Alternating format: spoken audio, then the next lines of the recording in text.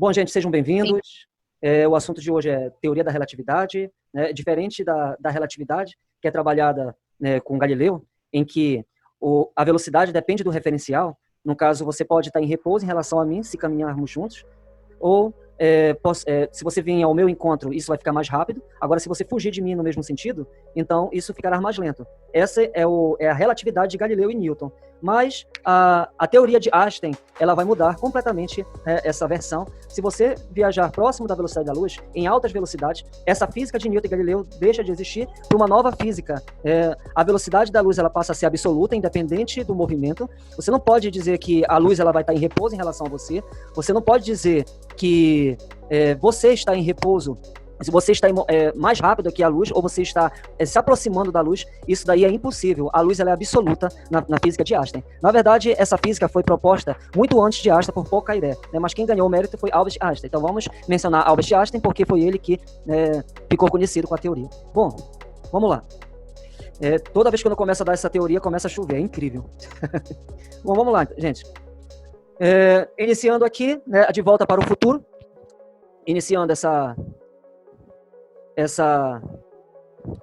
aula com De Volta para o Futuro.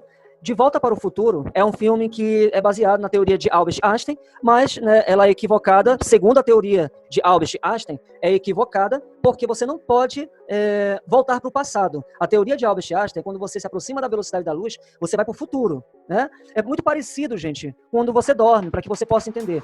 Você vai fazer uma viagem, vamos dizer, para o Maranhão, você dorme durante a noite. Quem fica acordado, o tempo passa lentamente, né? É um tédio para quem fica acordado. Mas enquanto para aquela pessoa que dormiu durante a viagem, quando ela acorda, ela já vai acordar no futuro. Ela não sente, né, o tempo passando da mesma maneira de quem está dormindo. Essa proposta é justamente essa. A teoria é para que você vá para o futuro, não que você volte para o passado. Agora, se alguém, né, conseguir descobrir uma teoria que você volte para o passado, igual como apareceu em Interestelar, que a pessoa voltou para o passado, né, eles utilizaram até uma teoria lá, eu acredito que seja uma teoria deles mesmo, mas é um filme feito por doutores, tá? Interestelar é um filme feito por doutores. A maior parte, né, está baseado com as teorias atuais, a maior parte do filme. Bom, então também aqui, as pessoas pensam, antes que eu estou acostumado a dar aula sobre isso daí, as pessoas pensam que a pessoa viaja para o futuro quando vai para o espaço. Né? Quando você vai para o espaço, você viaja para o futuro. Está no espaço, está viajando no futuro. Não, não é assim. Você pode entrar num carro, se esse carro ele for muito rápido, você viaja para o futuro. Você vai dormir, você viaja para o futuro. Exemplo, Capitão América, pessoas em coma, dormiu por muito tempo, quando ele acorda vai continuar, né, praticamente com o mesmo corpo, né, não, nem tanto envelhecido, mas o que vai acontecer? Essa pessoa ela vai para o futuro, mas não consegue voltar. A pessoa que dorme, ela sente essa viagem para o futuro. Bom, uma outra situação também que eu acredito que a pessoa ela consegue sim viajar para o futuro em relação a uma pessoa que não faz nada. Se você está aí na sua casa e na sua casa você não está fazendo nada, você não produz nada, né? O que vai acontecer com essa pessoa que é acostumada em ficar ociosa? Geralmente a pessoa que costuma não fazer nada é uma pessoa que as pessoas dizem que são preguiçosas, as pessoas que não gostam de fazer muitas coisas, elas entram em depressão, né? Que é o ditado que diz: oficina, mente vazia é oficina, vamos mudar o ditado, na teoria da relatividade. Por quê? Porque a pessoa ela vai envelhecer com isso. Agora, a pessoa que está em atividade, fazendo atividade física, estudando na sua casa, tendo seu momento de lazer descontraído e o tempo passando, né, para ela rapidamente, essa pessoa geralmente que está em atividade é uma pessoa que tem um aspecto mais saudável. Eu imagino que é uma espécie de viagem do tempo, é o mesmo que quando você está dormindo. Professor, essa teoria não é válida somente para pessoas que estão em movimento? Por que a pessoa, quando está dormindo, tem essa impressão que está viajando no tempo? Bom, eu tenho uma teoria própria para isso. Eu imagino que você dormindo, você produz, devido aos sonhos, você produz ondas cerebrais, e essas ondas cerebrais viajam na velocidade da luz. Então, o seu pensamento está conectado, essas ondas estão conectadas com o seu corpo, e isso vai alterar a sua realidade. Então, eu imagino que você dormindo, você está assim em atividade, inclusive o seu cérebro está em atividade, e eu acredito que seja por isso que você viaja no tempo quando você dorme. Então o seu corpo, eu imagino que seja uma máquina do tempo. Tire isso da cabeça, que somente no espaço existe essa viagem no tempo. Porque astronautas, quando eles vão para o espaço, esses astronautas, eles estão indo para o espaço com foguetes, com naves que viajam em grande velocidade, mas não se aproximam tanto da velocidade da luz. Por isso que elas viajam no tempo microsegundos, né? Pouco que essa viagem. Eles não vão voltar muito mais novos aqui na Terra. Para isso, eles precisam de foguetes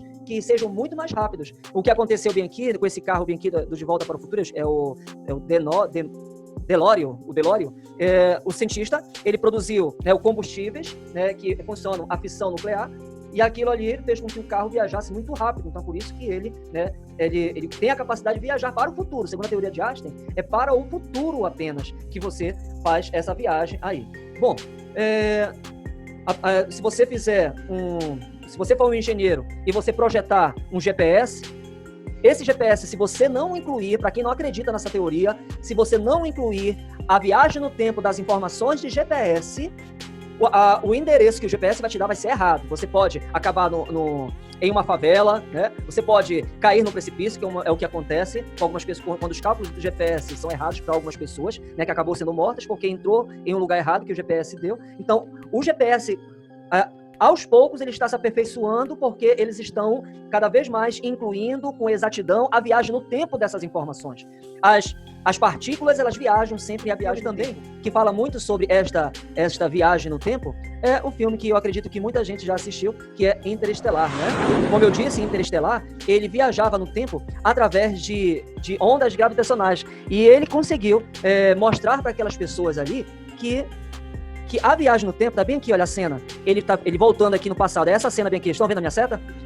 Que bem aqui, ele viajou para o passado através de ondas gravitacionais. Eu acho que isso é uma teoria individual do doutor que fez esse filme, que as ondas gravitacionais têm a capacidade, você consegue enviar informações para o passado através dessas ondas gravitacionais. Então, quando ele entra nesse buraco negro bem aqui, ele mandou informações para sua filha, né, através de ondas gravitacionais. Bom, mas essa teoria, ela não é baseada, ela não é confirmada, isso daí. Agora, como não estamos, né, em sala de aula, assista na sua casa. Interestelar. Então, vamos lá. É um filme muito bom. De Volta para o Futuro é o meu preferido. Mas o que está mais baseado na ciência é Interestelar. Bom, gente, existe uma outra teoria, que é a teoria do disco voador. O disco voador, né? Ah, vem o disco voador! O disco voador, a teoria é a seguinte: quando você está em velocidades muito altas, além de você dar um salto para o futuro, acontece também algo, né, estranho com as naves. Elas diminuem, elas ficam, quanto mais rápido ela fica, mais ela vai se aproximando, né, do zero de comprimento. Então, o comprimento dela, com o passar do tempo, vai diminuindo. Se o comprimento diminui, né, vamos ver dessa maneira. Mas e aí? Será que quem está lá dentro...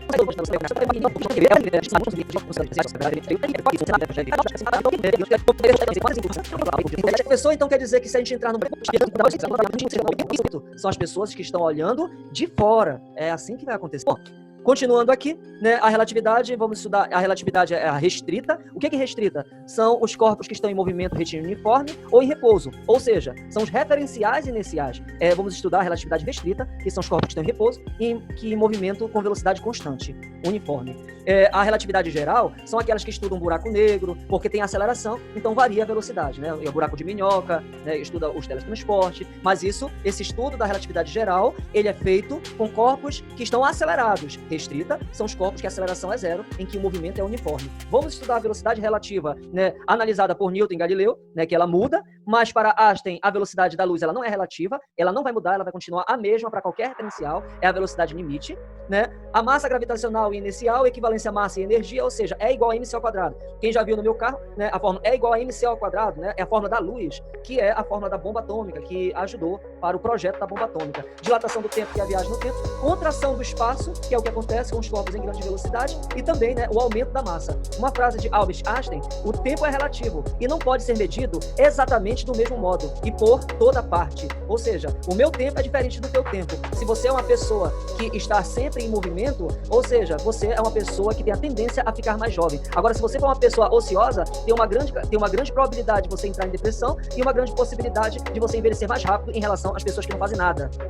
Bom, a velocidade relativa segundo a física clássica. Bom, segundo a física clássica, se Flash ele estivesse correndo a 10 oitava metros por segundo, ou seja, 10 milhões de metros por segundo, 10 milhões não, 100 milhões de metros por segundo, isso quer dizer que se ele está correndo contra a velocidade da luz, a velocidade relativa, um em relação ao outro, seria de 4 vezes 10 à oitava metros por segundo. Essa seria a velocidade relativa, um em relação ao outro, porque se um está correndo em relação ao outro, isso significa dizer que o encontro dele seria o mais rápido, e seria somado essas velocidades. Se a luz estivesse fugindo dele, isso significa que essa velocidade ia ser diminuída e cairia para 2 metros, 2 vezes 10 à oitava metros por segundo. Isso é a física clássica de Newton e Galileu.